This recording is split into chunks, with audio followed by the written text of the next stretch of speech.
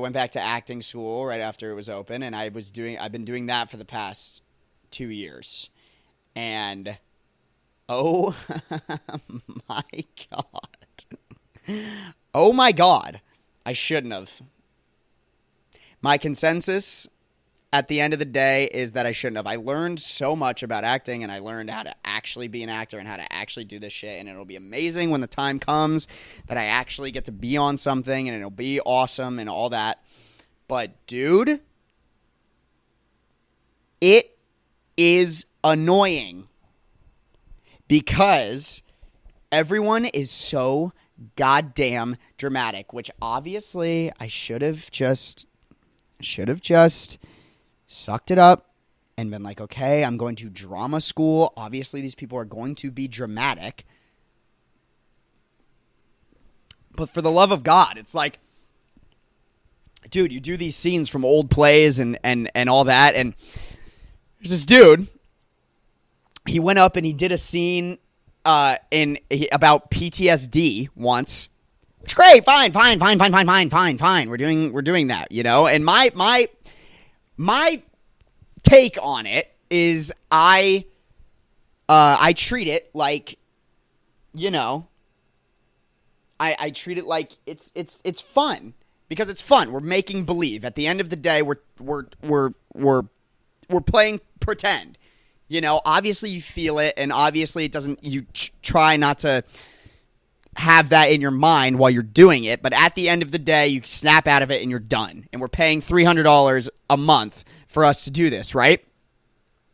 And so I try and make jokes like the dude who did the PTSD thing or whatever. I was like, yeah, man, that's after he was done. I was like, that's crazy, you know. Like, those guys can go off the chain, huh? Because he was like in the scene, he's like in a diner or something. He started having PTSD flashbacks, and people are like, what the fuck is going on? And the waitress has to come up and be like, you need to calm down. And he like almost hits her and stuff.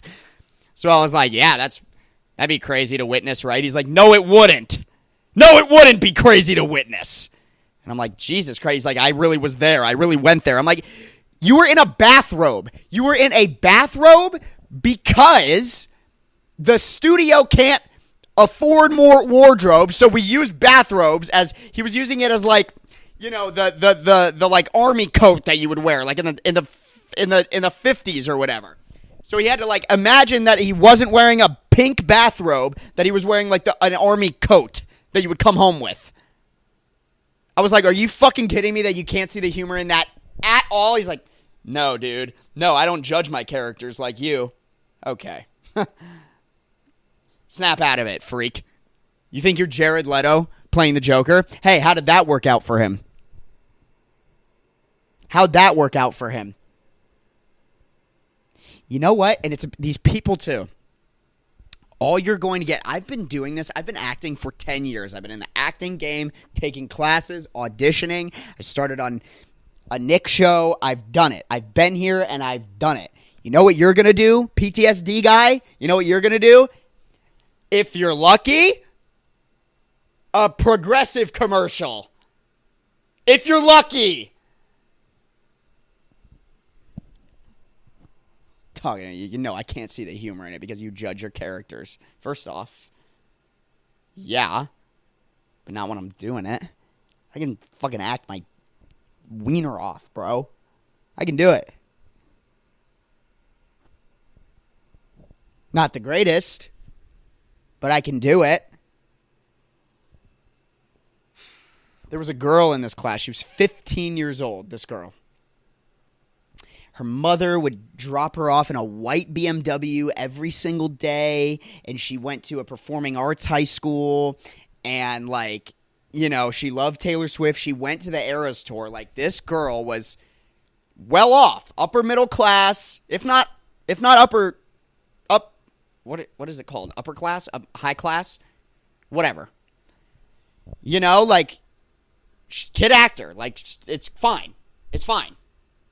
And she does a scene where she's in, like, the 1800s post-abortion, right? So she's very depressed. There's post-abortion. It's like this whole thing is moving. It's a very moving scene to watch when done correctly. And she did it correctly. And it was good. But then afterwards, I am trying to lighten the mood, as one does naturally, trying to be funny. And I go, I wonder how they did it. Did they have metal coat hangers back then?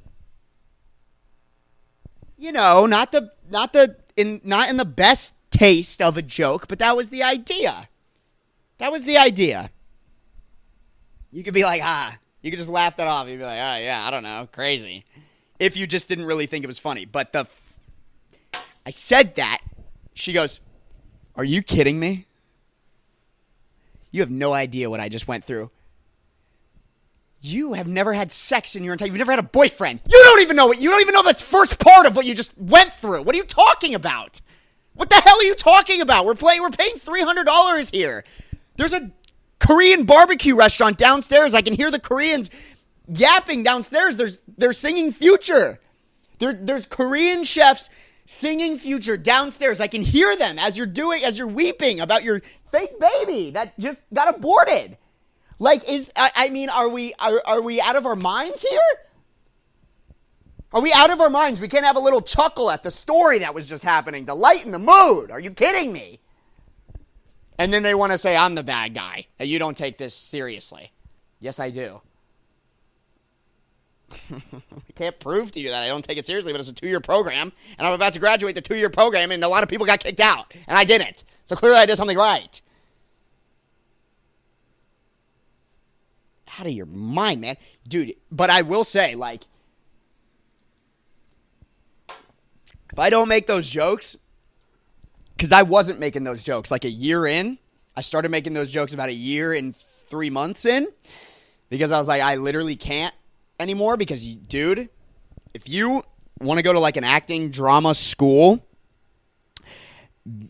beware of it sucking you in, because I'm a comedian. That's, like, my main thing I do. I'm a comedian.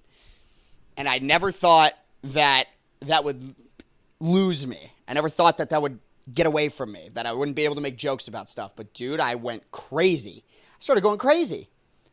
I literally called my manager and was like, do not send me on an audition while I'm doing this. I am not even close to the thespian that I'm about to be. And he was like, what the fuck are you talking about? He's like, okay, I'm going to drop you. And I was like, oh, hey, hold on. What was that last part? I was like, I'm becoming a better artist. You kidding me? He was like, yeah, well, I need to make money so you can be a better artist on a set.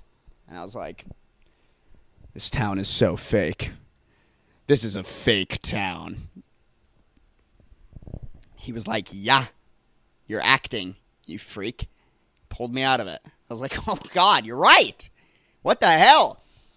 Yes, there's important stories, and yes, I love the craft of acting. It's incredible when it's done right, but let's not get it twisted. You're acting. It's fake. It's a blessing to be able to fake that. So have some humor about it. Jesus Christ. And sometimes these teachers, man, sometimes these drama teachers get real loosey-goosey and real, como se dice, not, how do I put this? Don't just, if I ask you why you did something, why you taught me in that way, because they teach everyone very differently, because it appeals to your emotions quicker and you learn quicker and better, right? It gets more ingrained in you when you're emotionally attached to somebody. That's why they make so many movies about, like good teachers, and a lot of people want to thank their teachers, that blah, blah, blah, that, all that, right? So a good teacher attacks your emotions.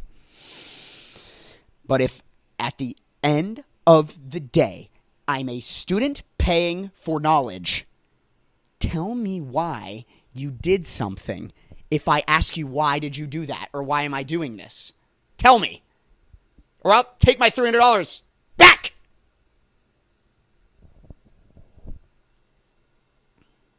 If you go to college, there's an admissions office, right? And you can go to them and be like, why is this happening? Why am I paying for this? Blah, blah, blah. But then in acting class, they're like, Like, you wouldn't even understand if I told you. I think I could wrap my head around it quite well. Thank you.